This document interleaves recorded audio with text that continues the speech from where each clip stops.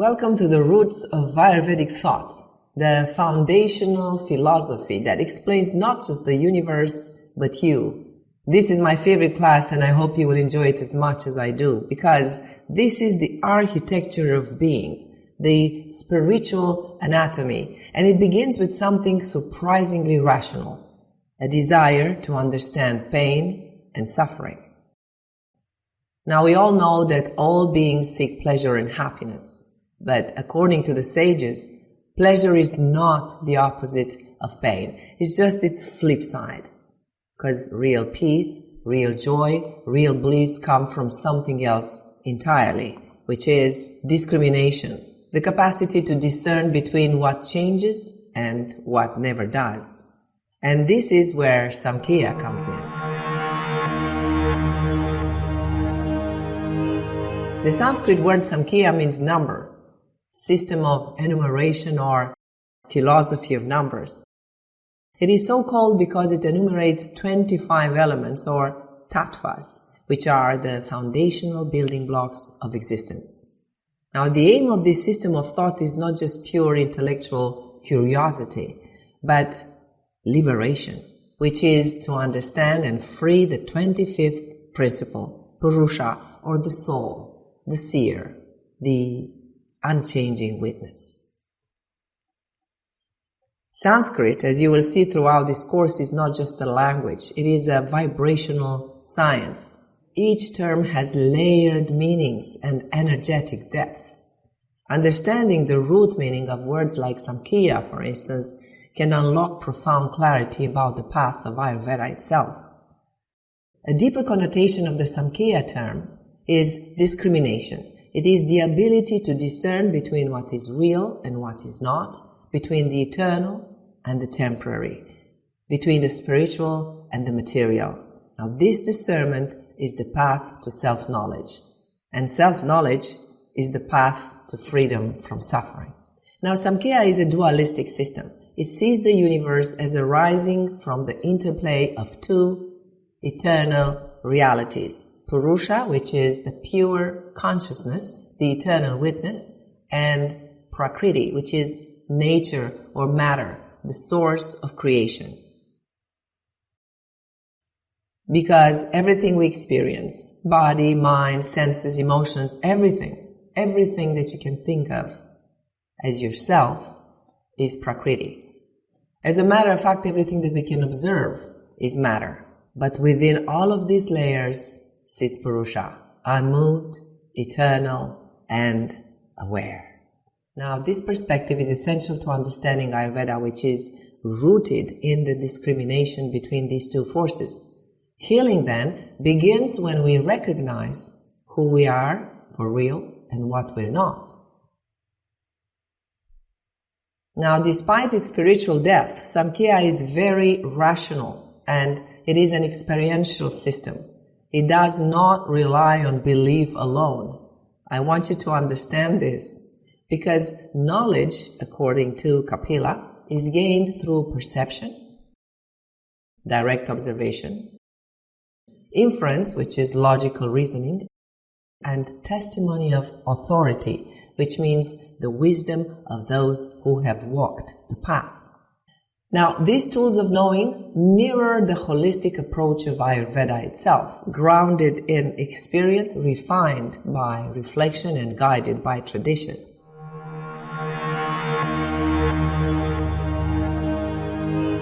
Now let's see who's at the origin of this beautiful science and philosophy. Samkhya is attributed to Kapila Muni, a sage said to have lived somewhere between 500 and 700 before Christ. Some texts describe him as an incarnation of Vishnu, others as one of the first great philosophers of all time. But what matters is his contribution, a system so lucid, so clear, and so deep that it became the philosophical bedrock of Ayurveda.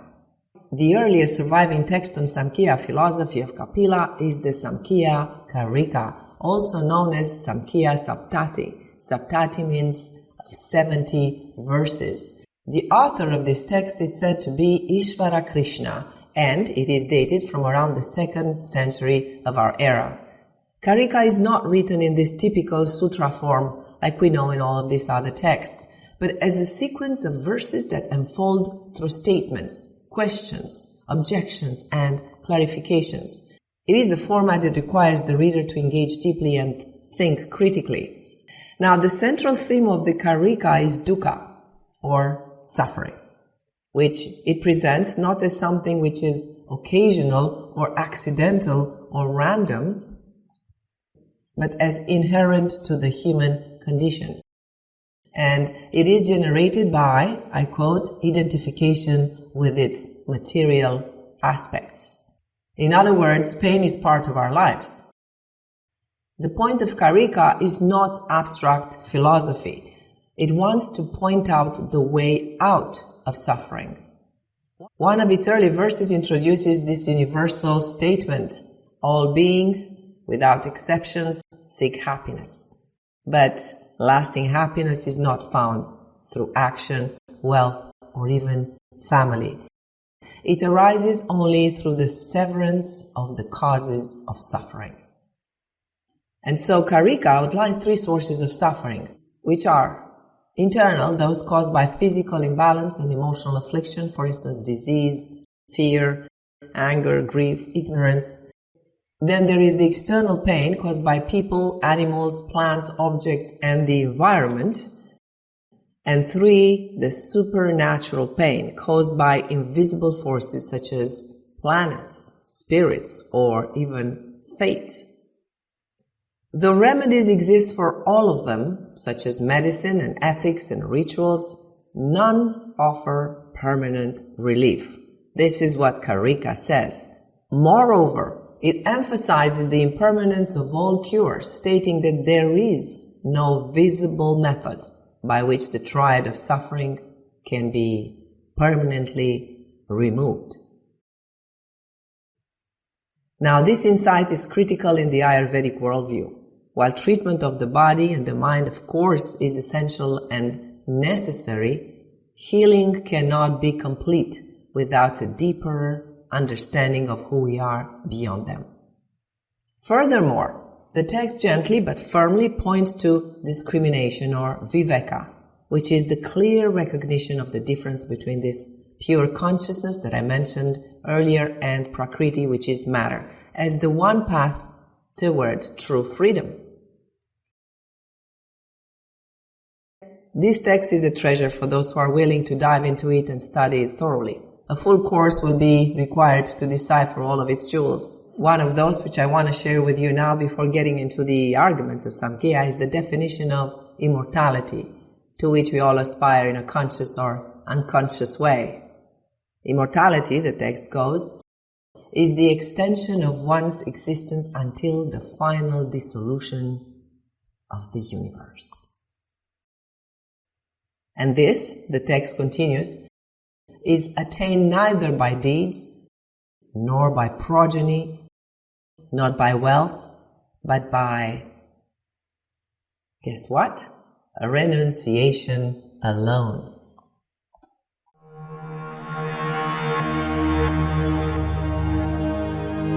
Now let's go a little bit into the arguments of Kapila. Well, he builds his philosophy on 5 logical observations, and let's walk through each principle. You will see these aren't foreign ideas. You already know them deep down in your bones.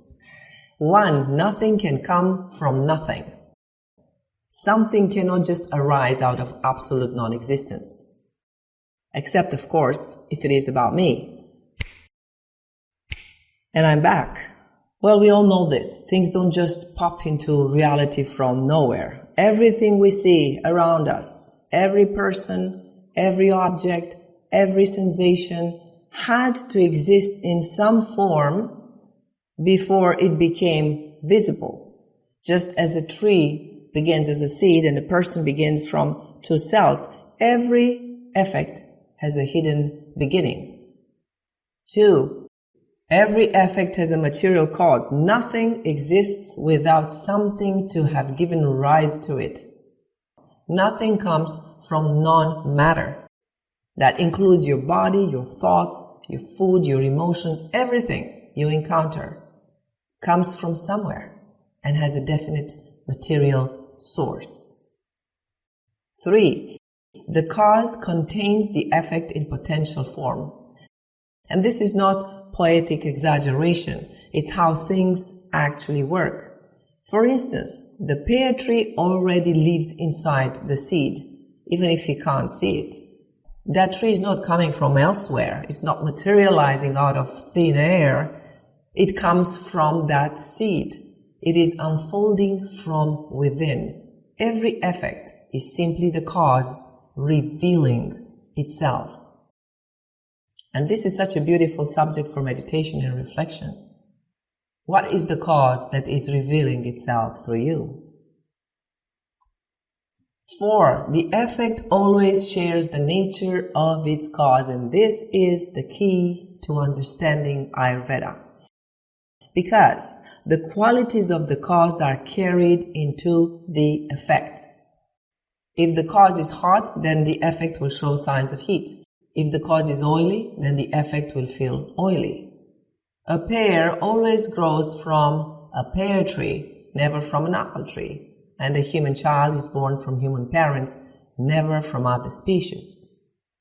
So, just like smoke points us back to fire, the nature of any symptoms reflects the nature of the cause or of the root. And this principle is central to diagnosis and treatment in Ayurveda, because by observing the qualities of what manifests of the symptoms, we can trace them back to their source. In this way, healing becomes a journey back to the cause, not just the suppression of some symptoms. Number 5, and this is the good news, nothing is ever truly destroyed. Everything returns to its cause. When something disappears, it doesn't just vanish. It simply transforms or dissolves back into its origin. The body returns to the earth, thoughts fade back into stillness. The form may change, but the substance continues. The effect melts back into the cause. Now, these principles lead us to a simple truth. Everything has a material cause. Everything has a material cause. Nothing arises randomly and nothing just disappears without a trace. What is produced will always reflect what produced it. And most of all, everything we see, feel, and experience can be traced back to its origin. Now, this is the quiet, profound logic behind Ayurveda's approach to healing. We do not treat symptoms in isolation. We trace them back.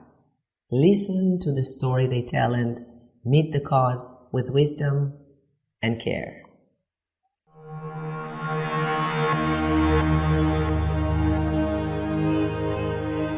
Now, in order to understand the depth of the philosophy of Samkhya, we need to take just a little step back and look closer at Prakṛti, a word that holds more than one meaning, and all of them matter. In Sanskrit, Prakṛti comes from the root pra, meaning before or first, and kr, meaning to do or to make. So it can be translated as that which is first to act, or original creative energy. Often it's rendered simply as nature or primordial matter. In the Samkhya system, it refers to this original, undifferentiated field of potential, this infinite soup of existence that gives rise to everything in the manifest universe. So what is Prakṛti made of, you will ask?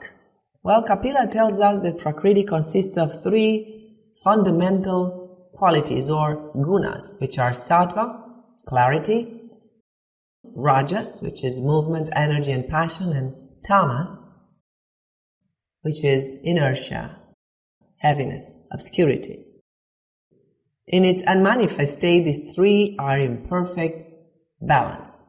According to Kapila, this primordial soup, this Prakṛti, in its unmanifest state, because yes, there is such a thing, Prakṛti exists even before it starts to manifest as the universe. Well, in this unmanifest state, these 3 gunas are in perfect balance. And as long as they remain in balance, in equilibrium, Prakṛti remains still, undisturbed, and unmanifest, and nothing happens, but it exists. There is no creation, there is no form, just the pure potential of becoming, containing all the seeds of all creation, including the seed of you.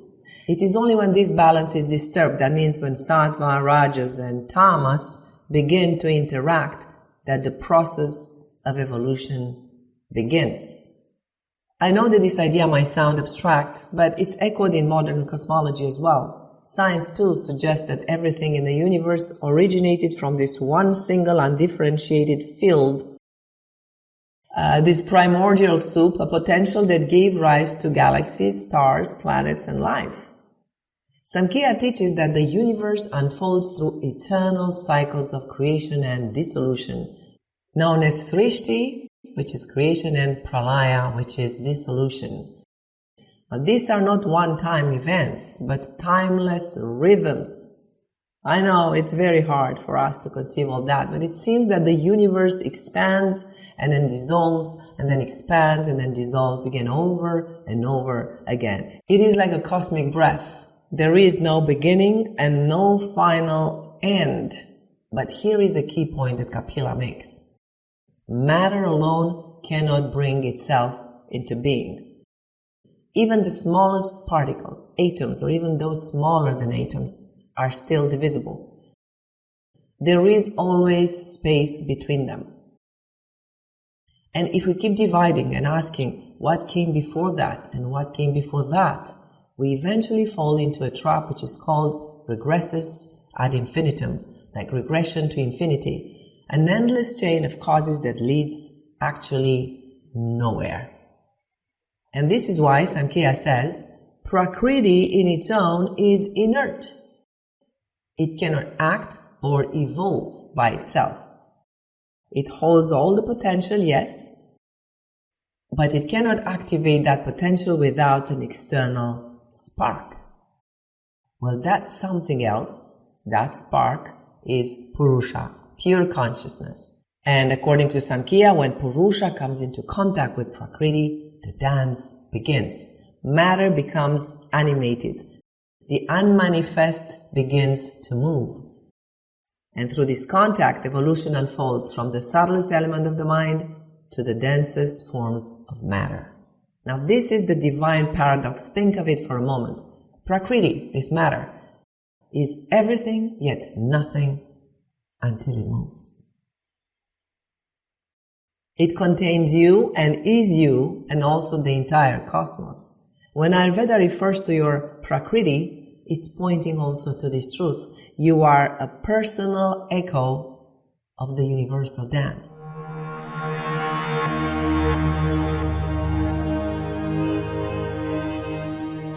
According to the Samkhya philosophy, the human being is composed of these two fundamental and opposing principles. Let's look at each one. So we have Puruṣa, which is the pure consciousness. In Sanskrit, Puruṣa means person, but not in the ordinary sense. Here it refers to pure awareness or eternal, unchanging and untouched by action or form. It is not someone in that sense, but it is that which sees. And Puruṣa is the still observer. It is infinite. It is passive and non-doing. It is the essence of selfhood without individuality. It is present in all beings as the silent witness. It is not a soul in a personal sense, and it does not evolve. It simply is. Prakṛti, translated as nature and source, or that which gives form, it is the undifferentiated material cause of the universe, the feminine, the dynamic power through which all forms arise. It is eternal, without beginning or end. It is the latent field of potentiality, activated through contact with Puruṣa, and it is composed of the three gunas, sattva, rajas, and tamas. Prakṛti is not conscious on its own, but becomes self-aware when it is illuminated by Puruṣa.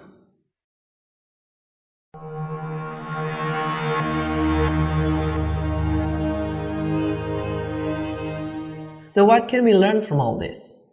We learn that all things, your body, your breath, your thoughts, your entire world, come from a single material source, which is Prakṛti, and that this source, though subtle and unseen, moves with purpose. It follows laws, it carries patterns, and it unfolds with an astonishing intelligence. Now when a form dissolves, a body, a thought, even an entire world, it does not vanish into nothingness. It simply returns to the source. Nothing is ever truly destroyed. And ultimately, and this is the most beautiful part, and I want you to remember this, Samkhya tells us that Prakṛti exists for the sake of Puruṣa. Not to serve it, but to be seen by it. Puruṣa does not create, it does not act, it simply witnesses. So our task as seekers, as healers, as human beings is to learn to distinguish between the two, to know what is matter and what is consciousness. And this is the gift of Samkhya, not only a map of reality but an inner compass, the power of discernment. It reminds us that freedom doesn't come from adding more, but from seeing more clearly. So, let the Sanskrit terms resonate with you. Let awareness do what it always does, reveal the truth. A question to reflect upon until next class. Think of what actually stayed with you, what landed from this class with you. What is the subject that intrigued you the most, and reflect on that and leave a comment if you want. The next class will also be on Samkhya, and we will learn about what you are made of, the 24 tattvas. Join me there.